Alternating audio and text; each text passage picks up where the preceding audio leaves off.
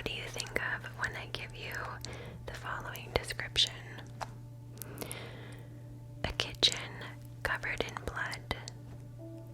A crime scene with just enough things out of place to suggest a struggle. An unfamiliar car in the driveway, and a missing 31-year-old woman. To some, it might sound like the nightmare that unfolded before a beautiful wife and mother went missing from her home, never to be seen again. To others, it may sound like the plotline from the movie Gone Girl, where a woman faked her own disappearance and possible murder. When Joan Risch went missing from her home in October of 1961, the crime scene suggested that something terrible happened. However, evidence at the scene may have painted a different picture. Not one of murder, but one of possible suicide, or somebody who faked their own death. Hi guys, welcome back for another whispered true crime. If you are a fan of older true crime cases, history, and scary stories, that is generally all I do here on my channel. And if you could please kindly give this video a thumbs up and consider subscribing, it would mean the world. Those things just help me out so much, and that support is truly appreciated.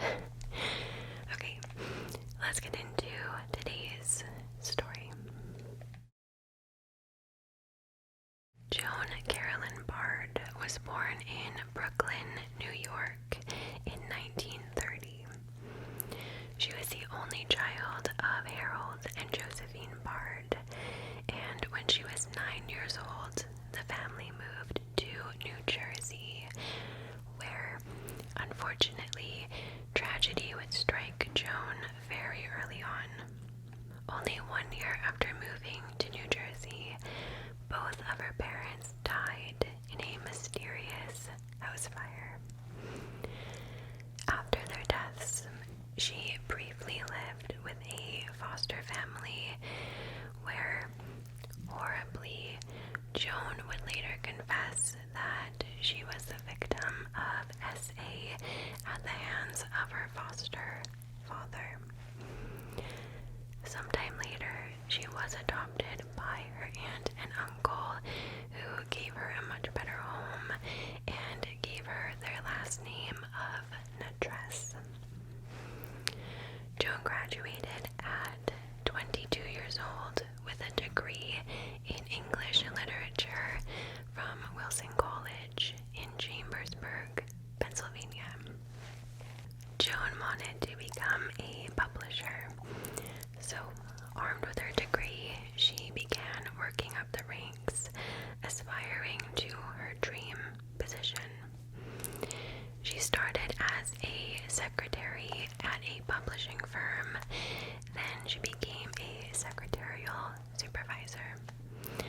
Eventually, she became an editorial assistant with 2 very large publishing companies. Not only was she a very smart and ambitious woman, but Joan was also described as caring, passionate, and very generous. She took amazing care of her family and often helped her foster sister financially after her divorce. She was also really interested in working for women's rights. She was a beautiful woman with a kind heart, and it wasn't very long before she attracted her future husband. While attending a Harvard football game, Joan met a businessman named Martin Risch, and being a immediately and married quite quickly. Martin wanted to start a family immediately, so Joan quit her beloved job as editorial assistant in New York to do so. By 1961, they had 2 children, a daughter named Lillian and a son named David, and the family moved to Lincoln, Massachusetts. Martin worked as an executive for a paper company, while Joan was settling in as a full-time mother, housewife, and valued member of her community. She had a strong work ethic and a passion for women's rights, and she started volunteering for the League of Women Voters. Joan also started talking about becoming a teacher and was really looking forward to getting back to work after her children got a little bit older. So, from the outside, everything seemed perfect.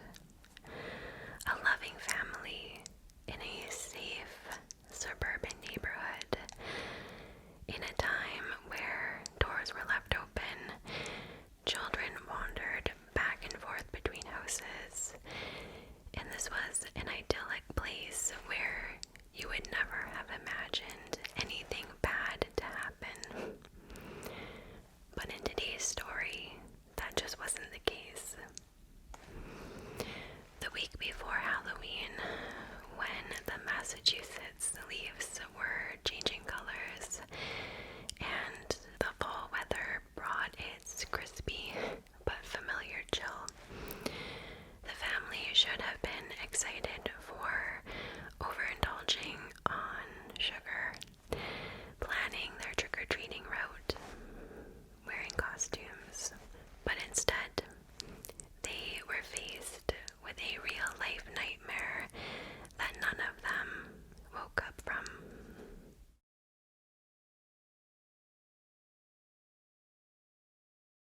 On the morning of October 24th, 1961, Martin says goodbye to Joan before boarding a flight for a work trip.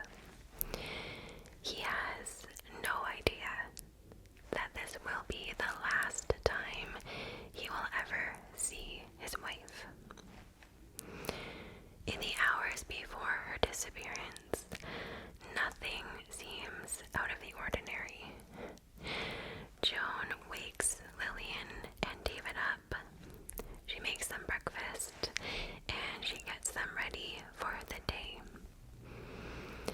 Lillian has a dentist appointment that morning, so Joan drops little baby David off with her neighbor across the street named Barbara Baker. They head to the appointment and afterwards stop at a department store to do a little bit of shopping. While Joan and Lillian are out, milk and mail are delivered to the house, and both delivery men would later say that they noticed nothing unordinary about the house that day. They didn't see any suspicious people lurking around Joan's house or in the neighborhood, and nothing was out of place. After shopping, they return home. Joan picks David up from her neighbor, and she takes her children home to make them lunch. Around 11:15 a.m., a dry cleaning service comes to the house to pick up some of Martin's suits. I guess this was normal because the serviceman came inside the house to pick the clothing up himself, and he too was interviewed later on and said that he noticed nothing unusual inside the house. Nothing was wrong with Joan. She seemed fine and happy. There was nothing wrong with the children either.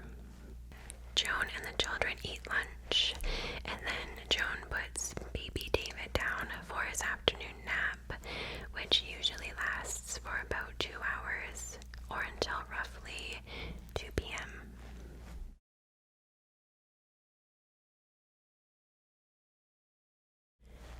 At 1 o'clock p.m., Barbara Baker brings her son, David Baker, over to play with Lillian. While the two children are playing outside, Joan does some yard work and she prunes some of the hedges and plants. Shortly after, Joan takes both Lillian and David Baker back across the street to David's house. She asks Barbara if she can please keep an eye on Lillian for just a little bit. She won't be gone long at all. This is where something happened, and the mystery of Joan Risch begins. Just before 2 o'clock p.m., right when David was known to wake up from his naps, Barbara is in the kitchen doing dishes. She looks out her window and she sees Joan across the street coming out of her front door. Joan is wearing a trench coat and she is carrying something in her arms that is red.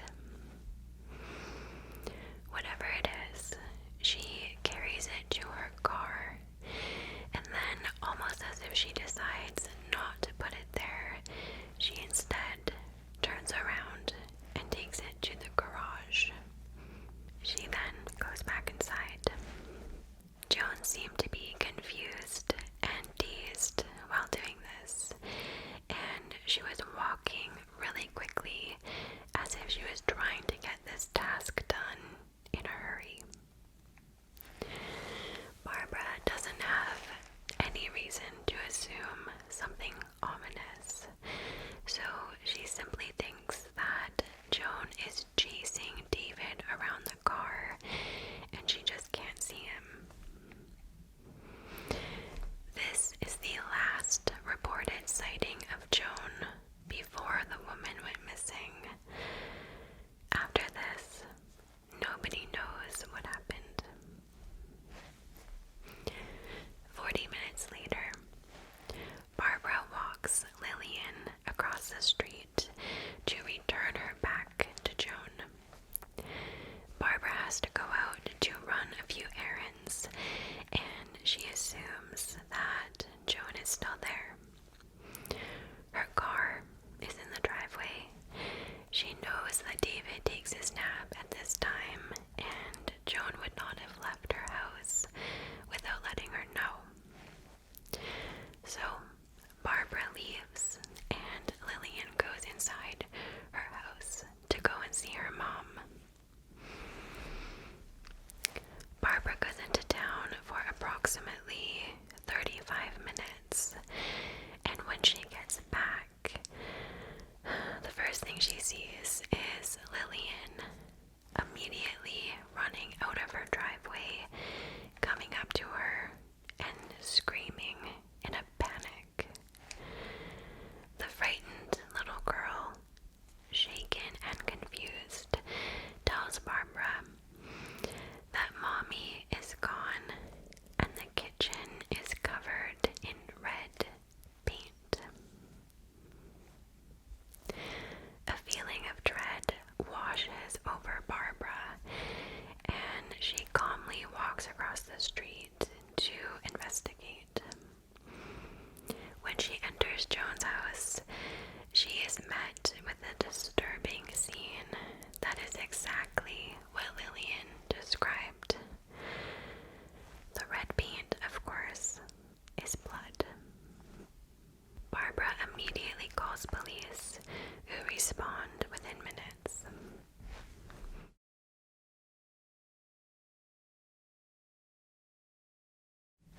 At 4:40 p.m., Sergeant Mike McHugh gets to the scene and describes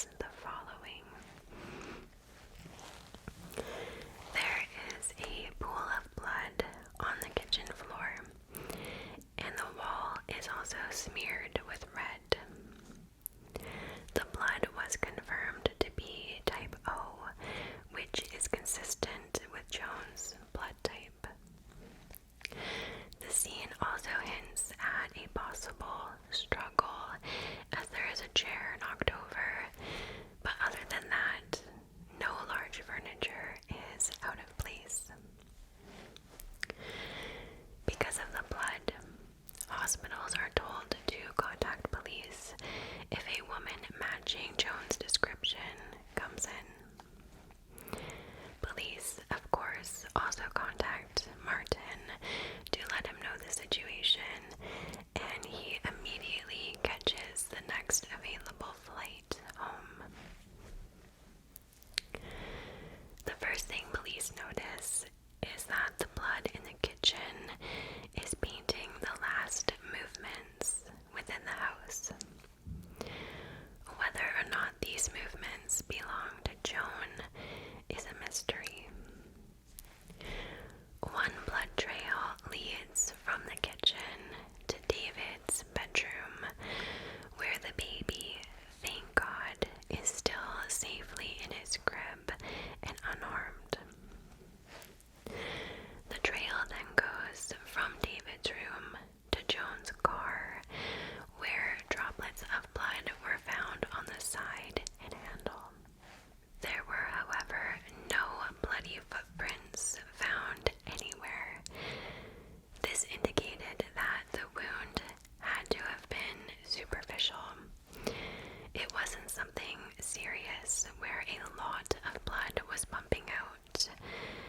And if not superficial, maybe the blood was spilled on purpose.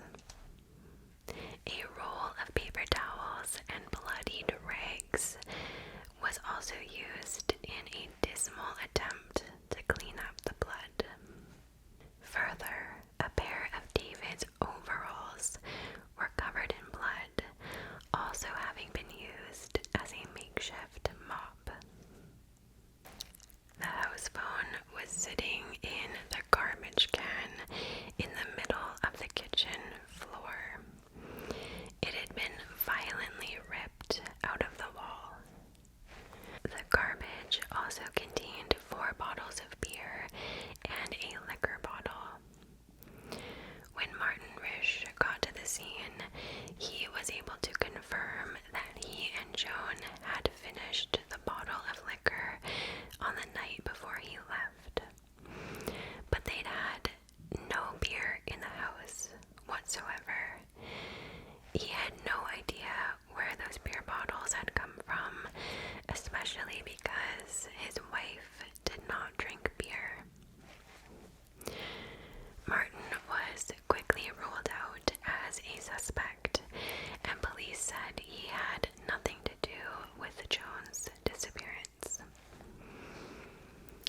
In addition to blood smears, there was also a bloody thumbprint on the wall, as well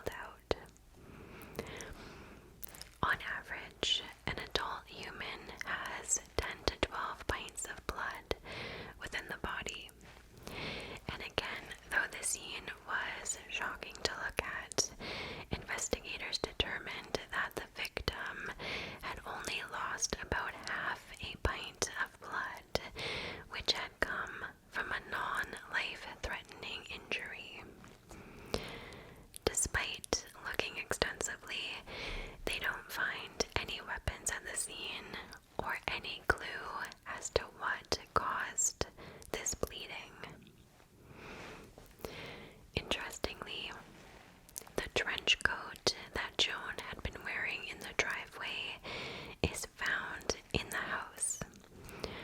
Her warmer cloth coat, however, is missing, indicating that Joan had switched coats before disappearing. Her purse, wallet, and ID are also in the house. In addition, there's nothing missing or stolen from the home, indicating that this was not a robbery.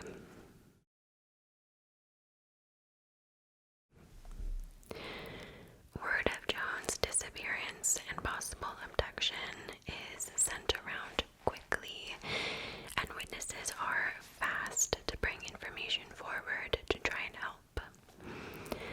A neighbor says that there was a bluish gray Oldsmobile sedan parked behind Joan's car in her driveway, a car that they had never seen in the neighborhood before.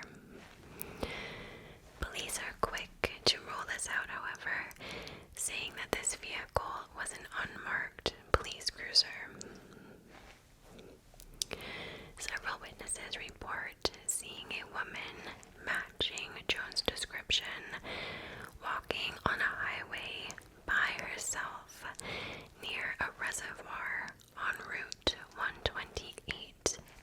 And just as Barbara had said, these witnesses also say that the woman seemed dazed and disoriented, and in addition, she had blood running down her legs. Somebody also came forward saying that they saw Joan at 2:15 walking about 200 meters away from her house. She was wearing a long gray coat, which matched the description of the one missing from the Risch household. In addition, this woman also had a handkerchief tied under her chin in a very strange manner, almost as if she were trying to hide her face, and she was also described as shuffling along and hunched over. The reports didn't stop there either. Several more people reported seeing Joan walking down the highway.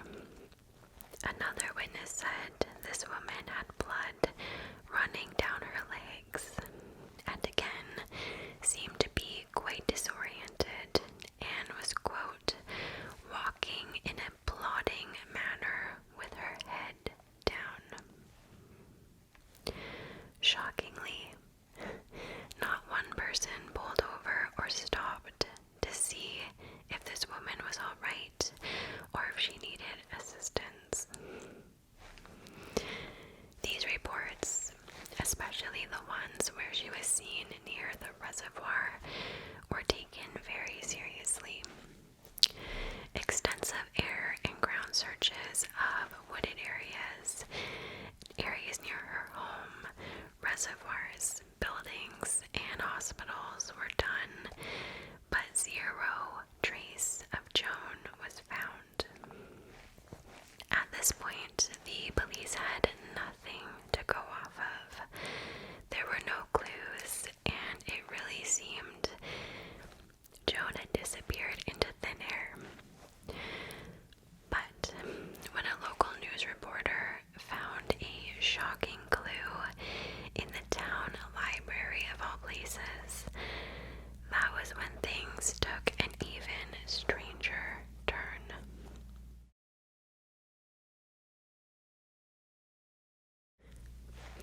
After the disappearance, a local news reporter named Serene Gerson was reading a book at the town library.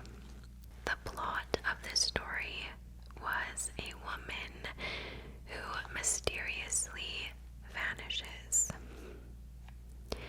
To Serene's shock, when she looks at the book's checkout card, she sees Joan Risch's name on it.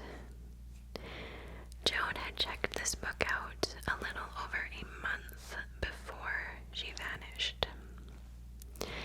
As a reporter, Serene wants to investigate this a little bit further. So she starts opening similar books about murders and mysteries, and she finds a second book titled Into Thin Air, which Joan had also borrowed. Into Thin Air was about a woman who wanted to disappear. In order to do so, she planted bloodstains in her own home to make people think that she had been murdered. This book was almost a play-by-play of the crime scene at Joan's house, and Joan had borrowed it. Serene quickly gathered a group of volunteers to help her scour the library for more books like this. Her team and her found 25 books which had been borrowed by Joan the past summer. All of these books were on the same topic: murder and disappearances, with some even outlining how a person could disappear without a trace. After this came to light, a number of theories emerged as to what actually happened to Joan. It's been speculated that Joan was feeling overwhelmed, both with her role as a mother and a housewife, and that she regretted leaving her career behind. With her drive for success, she'd perhaps reached a point where she couldn't handle family life anymore and wanted to go back to her pre-married life. So it's thought maybe she faked her own death. Serene Gerson herself said Joan came off as a hard-working woman whose dreams of working in publishing had been crushed. On the other hand, a friend of Joan's swore that she had never been more happy and would never have abandoned her children. This kind of begs the question, though: how well do we really know people? Do we truly ever know what somebody is actually feeling? The next possibility was that Joan had, of course, been murdered. Had somebody snuck into the house and attacked her. There's little evidence pointing to this theory, though, because there just wasn't enough blood in the house to suggest she'd been killed, and multiple witnesses had seen Joan walking on her own away from the house.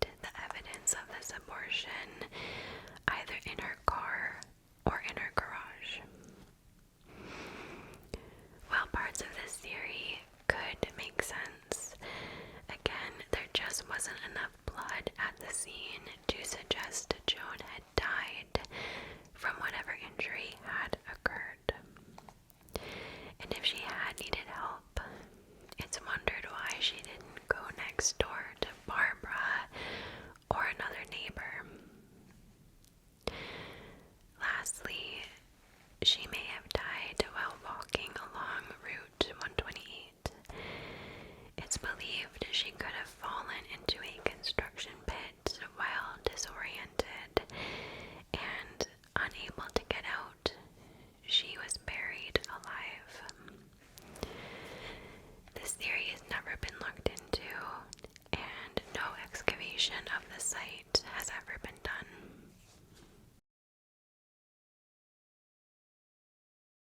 Martin Risch was devastated over the loss and disappearance of his wife, and he held on to the hope that she would return home one day, perhaps cured of a long-lasting amnesia.